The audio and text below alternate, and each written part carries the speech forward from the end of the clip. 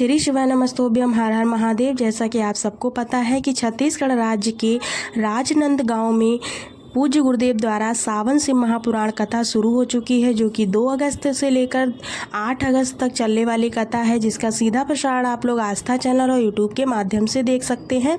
इस कथा का जो समय है वो 1 बजे से लेकर 4 बजे तक का रखा गया है। ये सावन से महापुराण कथा है जो कि जिसमें पूज्य गुरुदेव सावन के बहुत सारे उपायों को बताते हैं, जो आपको इस वीडियो के माध्यम से देखने को मिलेगा। अभी तक पिछले वीडियो में भी सारे उपाय बताए गए हैं, तो आप सारे उपाय कर सकते हैं। सावन में 5 सोमवार इस बार पड़ रहे हैं, 5 सोमवार पर नए नए उपाय बताते हैं। आज की कथा में गुरुजी ने कुछ रोचक तथ्य व जानकारियां दी हैं जो इस वीडियो में मिलेंगी। कल है सावन का तीसरा सोमवार, इस पर गुरुजी ने जो नया उपाय बताया है वो आपको इस वीडियो के अंत में मिलेगा। आज 4 अगस्त पर गुरुजी ने 10 उचित जानकारियां, उपाय और पत्रों को पढ़ा हुआ है। अगर किसी कारणवश आपने आज की कथा को नहीं सुन पाया है तो आप इस छोटे से वीडियो के माध्यम से आज की कथा का पूरा रास्ता तो ग्रहण कर सकते हैं।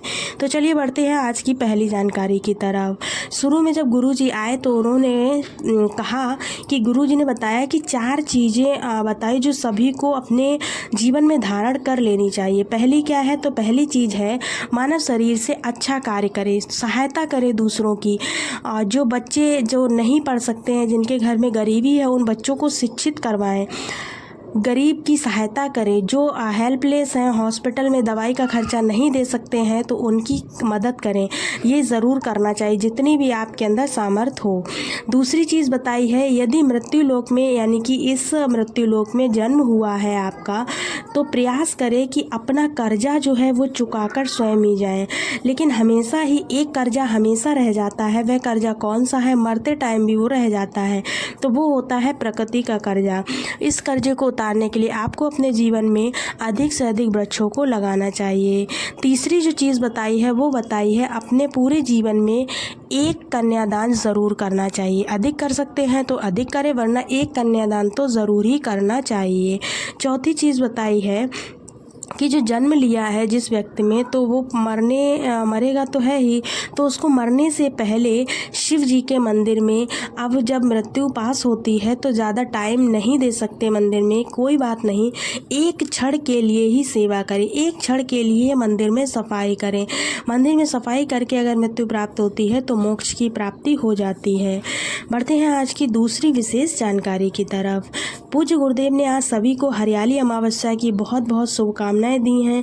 सभी सनातनियों को और सभी शिव भक्तों को और सभी भक्तों को उन्होंने शुभकामनाएं दी हुई हैं।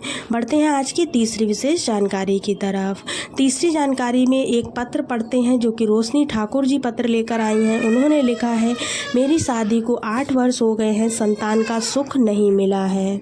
सुख नहीं मिला जिससे कि उनको कहीं पर भी विश्वास नहीं रह गया, लेकिन आपकी कथा सुनी, उस पर विश्वास किया, आपकी कथा में बताए गए उपायों को देखा, टीवी के सामने आसन लगाकर हमने कथा सुनी, 4 बार पशुपतिनाथ का व्रत किया, पर कोई फ़ायदा नहीं हुआ। पहली बार किया निराश हुई, दूसरी बार किया निराश हुई, तीसरी बार किया निराश हुई, चौथी बार किया फिर निराश हो गई। अंत में 5वीं बार मैंने पूरी श्रद्धा और भक्ति से आपका व्रत किया महादेव जी का, जिससे कि आंकड़े की जड़ वाला उपाय भी किया, इससे उनको संतान की प्राप्ति हुई है। उसी का आभार व्यक्त करने कथा पंडाल में पहुंची हैं।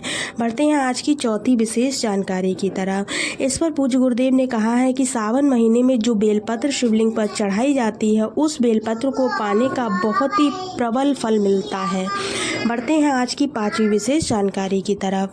आस्था जी पत्र लेकर आई हैं, जिसमें उन्होंने लिखा है कि मेरा बेटा सिविल इंजीनियर की तैयारी कर रहा था, लेकिन वो एग्ज़ाम में पास नहीं हो पा रहा था, उसकी नौकरी नहीं लग पा रही थी।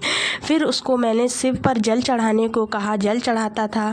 कांवड़ यात्रा में भी शामिल हुआ, कांवड़ यात्रा में शामिल होकर जल चढ़ाता था। उसके बाद उसकी नौकरी लग गई, जिसका आभार व्यक्त करने वो कथा पंडाल में पहुंची हुई हैं।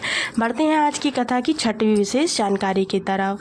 पहले भी गुरुजी ने कहा कि पहले भी कथाएं होती थी, बहुत सारी कथाएं होती थी, लेकिन उसमें दो चीज़ें नहीं दिखाई देती थी। वो कौन सी थी? पहला, कथा के ऊपर किसी का विश्वास नहीं था। दूसरा, कथा सुनकर कोई भी भक्ति की तरफ नहीं जाता था। जितनी देर कथा सुनता था उतनी देर भक्ति में लीन रहता था, उसके बाद सब पहले जैसा हो जाता था। लेकिन जब से शिव महापुराण कथा लोगों ने सुनी है, तब से उनका विश्वास भी अटूट हो गया और उनकी भक्ति भी प्रबल हो गई है। बढ़ते हैं आज की कथा की 7वीं विशेष जानकारी की तरफ। इस जानकारी में पूज्य गुरुदेव ने कहा कि 3 जगह तुम्हारी नहीं चलती है। तुम कितनी भी कोशिश कर लो, इन 3 जगह तो अपनी नहीं चला सकते हो। पहली जगह है जन्म। जन्म आपका कहाँ होना है, कब होना है, कैसे होना है, किसके यहाँ होना है, इसके बारे में आप निश्चित नहीं कर सकते। दूसरी जगह है विवाह। विवाह कब होना है, कहाँ होना है, अनेकों रिश्ते आते हैं, लेकिन जब जहाँ होना होता है ना, वहीं होता है, उसमें आपकी नहीं चलती है। तीसरी जगह है आपकी मृत्यु। मृत्यु आपको कब, कहाँ, कैसे मिलेगी, ये भी आप निश्चित नहीं कर सकते। आप कितना ही सोच लो कि हम यहाँ ऐसे मरेंगे, वैसे मरेंगे, पर आप इसको निश्चित नहीं कर सकते। ये तीनों स्थान ऐसे हैं जहाँ पर तुम्हारी कभी भी किसी भी परिस्थिति में नहीं चलने वाली है। बढ़ते हैं आज की 8वीं विशेष जानकारी की तरफ। पूज्य गुरुदेव ने बताया कि इस कथा के समाप्त होने के बाद जो अगली कथा होगी वो होगी 12 अगस्त से लेकर 16 अगस्त तक, जो कि 5 दिवसीय शिव महापुराण कथा रहेगी, जो कि छत्तीसगढ़ राज्य में होगी, छत्तीसगढ़ के रायपुर में होगी। इसका समय जो है 1 बजे से 4 बजे तक रखा गया है, जो कि आस्था यूट्यूब चैनल के माध्यम से आप सीधा प्रसारण देख सकते हैं।